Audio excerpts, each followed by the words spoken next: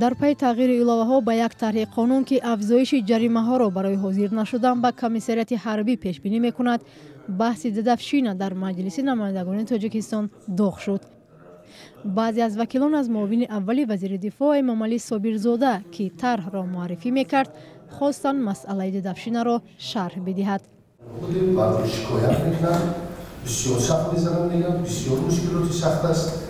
جوان‌ها را پدر مادر کلام می‌کنند، به خدمت حربی روان می‌کنند. از اونجا مختصر می‌گیرند. این کار آسان نیست.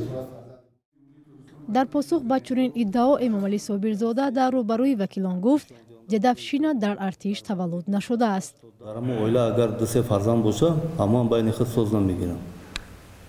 لیکن دویم در مورد نظر مردم چه تنها یک نگاهی بد نسبت ارتش ملی است. ببخشید همون سربازی که امروز خدمت می‌بیاید از پدر و مادر تربیت گرفتگی نیست. در ادامه بحث رئیس مجلس نمایندگان محمد طاهر زاکرزاده به سید جعفر عثمانزاده هشدار داد که بیرون از موضوع سوال ندهد. چیز برآمد کردن نمی‌ماند. از موضوع بیرون نبرید. نگرانی رئیس مجلس نمایندگان زمان صدا داد که سید جعفر عثمانزاده از معاون اولی وزیر دفاع این سوال را پرسید. همون 14,000 افسر بوده در کار است، یک سوال است.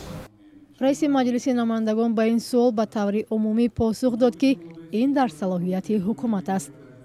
بالا بردن حجم جریمه ها که به دنبالش چنین بحثی را به میان گذاشت، به قول معاون اولی وزیر دفاع در طرح کودکس حقوق ویرانکنی ماموری به طور گوناگون پیش بینی شده است. یعنی در سانکسیا قسم 1 ماده 687 اندازه جریمه که از 2 تا 3 نشان دهنده برای حساب را تشکیل میداد، با اندازه از 4 تا 6 ماده 690 که از 1 تا 2 نشان دهنده برای حساب پیش بینی شده بود، از 2 تا 4 نشان دهنده برای حساب زیاد کرده شدند. مسئولین هدف از این تغییرات را درک مسئولیت شناسی ساکنان برای خدمت در نیروهای مسلح گفتند. امروز نگاه کنید، ما بسیار شکایت میکنیم از اون که جوانان ابله میشوند، لیکن اکنون وقتی که این تغییر با کودکس مرافعه حقوق ویرانکنی جمهوری تاجیکستان قبول گردید، کمیسریت حربی دعوتنامه پیشنهاد میکند. بدرفتاری با سربازان که در بعضی حالت به معیوب شدن و یا مرگ جوانان در قسم‌های حربی می انجامد، به گفته آگاهان یکی از سبب‌های اساسی سرکشی اکثر جوانان از خدمت در ارتش بوده است. مقامات با چنین نتیجه گیری ها راضی نیستند و میگویند در قسم‌های حربی تاجیکستان نظارت سخت است.